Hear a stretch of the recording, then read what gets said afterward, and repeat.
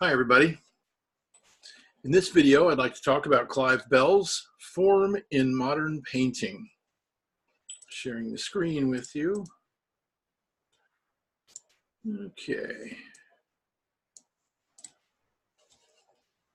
So Bell says there is a peculiar emotion provoked by works of art. He says, this I call aesthetic emotion.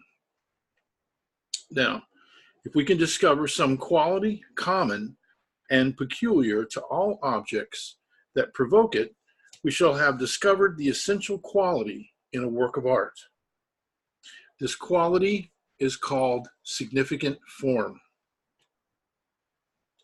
Okay, so just to be clear here, so art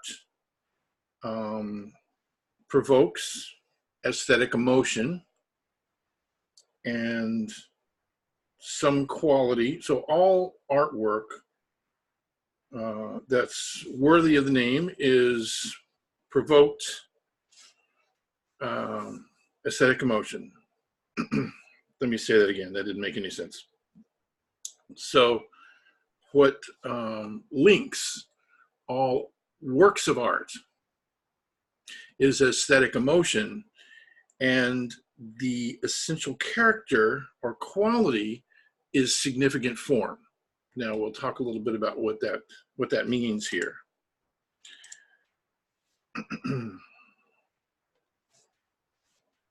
Some object that I am making aesthetically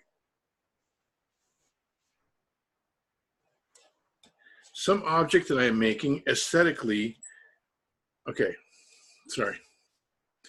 Some object that I am making aesthetics a purely subjective thing. But we have no other way of recognizing a work of art than our feeling for it. The function of criticism is to, for instance, get me to see the combinations of lines and colors so I feel aesthetic emotion.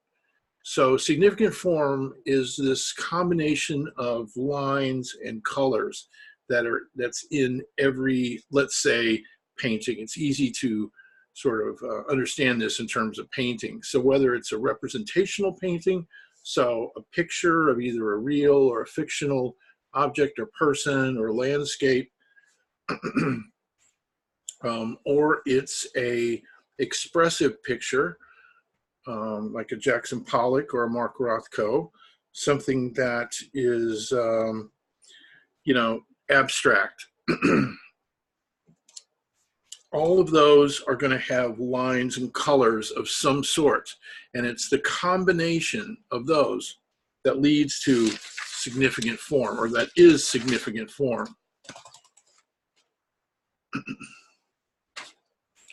So let's look at some examples here. So this is from Mondrian, composition with yellow, blue, and red from 1937. And you can see here about the only way you could appreciate this is because of the lines and colors. Now, sometimes Mondrian had said that he was painting New York streets, the way that they go, the streets go one way and the avenues go the other way. So you could look at it representationally, but perhaps at least if you're a formalist like Bell, then you're going to think that the best way to look at this is through the colors, the lines and the colors and the shapes and their relationships. Okay, maybe just a couple of more examples. Here's another one by Mondrian. There's one by Joseph Albers, sorry. So again, it's understanding this painting and appreciating the painting is going to call for you, according to Bell, to find the significant form in it. And if you're trying to get someone to see the significant form in it, the only thing you could do is to point out more combinations of lines and colors or relationships between lines and colors in different parts of the painting more than what the person already sees. And so you might change somebody's mind if you point out some features that they missed. This is Dan Flavin. This is a more modern, this is minimalist artwork from the 60s and 70s. And you can see all these, you can see works by all of these artists here at the Museum of Modern Art in New York. Okay. So, let's see, I just have to find my place here. The objects that provoke aesthetic emotion vary with each individual. But we can all agree that significant form is the common quality for all works of art. We may even differ as to the presence of significant form in any given object. But we have no right, as this is his wordings here, we have no right, nor is there a necessity to pry behind the object into the state of the mind of she who made it. It need only be agreed that it is the business of the artist to arrange forms that move us. Descriptive painting may excite our admiration. Descriptive painting, like representationalism, is painting that looks like something in the world or looks like a fictional object out there. So it's descriptive, it's of something, right? As opposed to a couple of the paintings that we've looked at, or a couple of the things we've looked at, it's not really of something, right? It's not like a sculpture of somebody's face. Okay. So descriptive painting or representational style painting may excite our admiration, but does not move us as works of art. This is in Bell's view. He argues for this. Forms are used only to suggest emotion or convey information. So forms, in other words, combinations of lines and colors and masses, you know, circles with paint in them or not, just whatever the non-descriptive things are. Later, well, later, actually, several hundred years before this, Kant said that the way we appreciate art is, or the appropriate way to appreciate art, to get the most out of it, is to bring nothing to the work. That is to not bring in some concept, not even to think about concepts while you're looking at the picture. So if you're looking at a picture, for instance, of three people, insofar as it's art, you should be able to find some significant relationship between the forms, right? Between the blocks of color, between the lines, between the non-representational objects, insofar as the objects are descriptive, that is, that they look like there's something in the world, they're representational.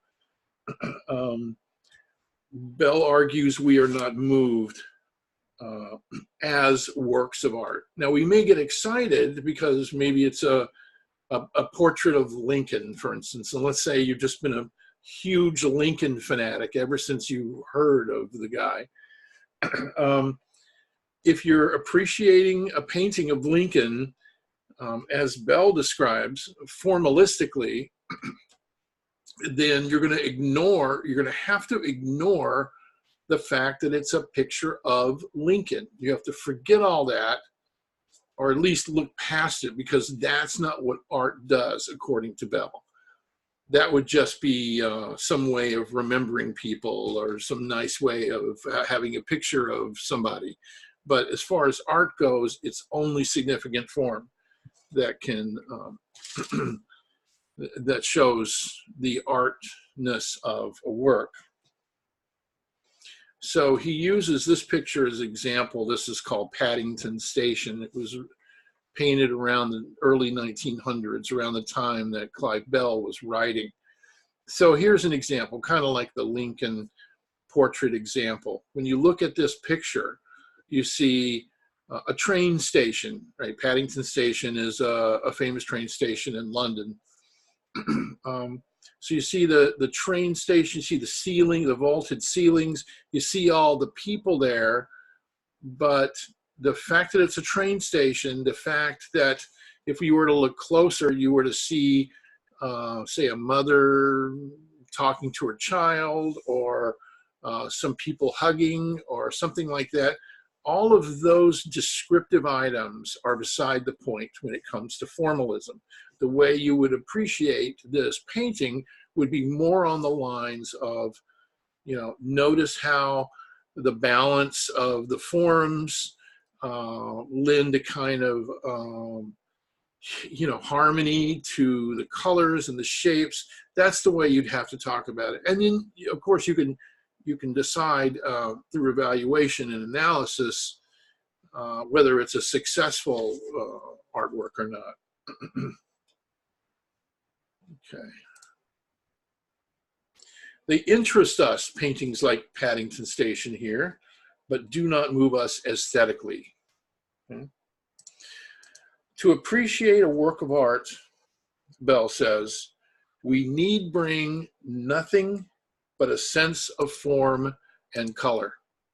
So when we look at this picture by David, this famous painting, The Oath of the Horati, you see, a formalist would look at this and they wouldn't think about the story behind this. This is actually a scene from mythology, Roman mythology, but it's to make a point of, to make a